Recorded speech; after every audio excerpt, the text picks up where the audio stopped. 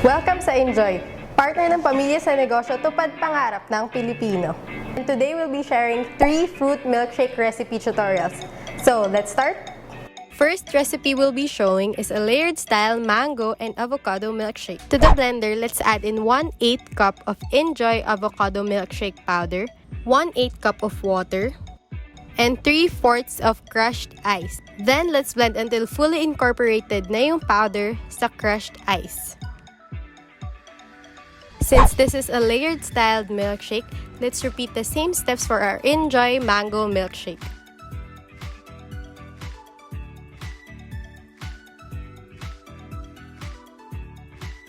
To add more flavor to our milkshake, let's top it with inJoy cream puff floater. Finally, let's garnish with fresh mango and fresh avocado cubes. And that's it, diba? Super refreshing drink this summer. For a second recipe, we'll be sharing this classic strawberry milkshake.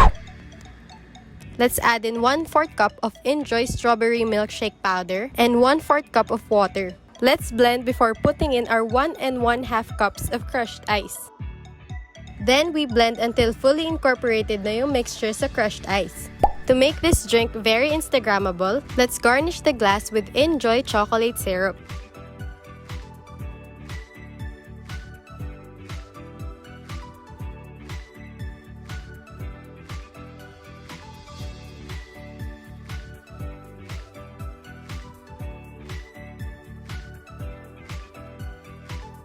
Then we top it with inJoy Fun Frap. Let's also top it with a fresh strawberry.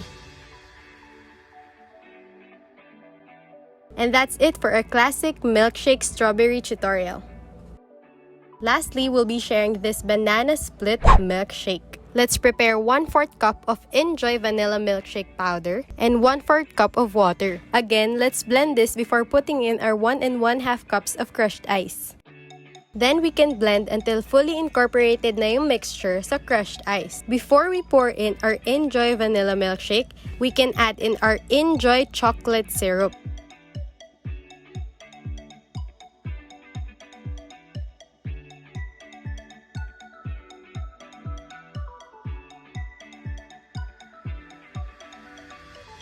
Then let's top it with inJoy Fun Frap.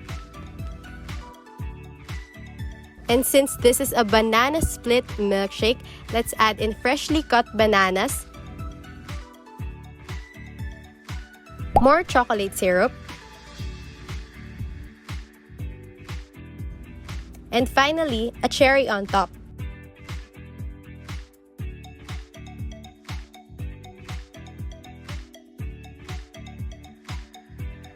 So here are our overload fruit shake recipes. We hope you learned something new you can serve to your family or add to your menu.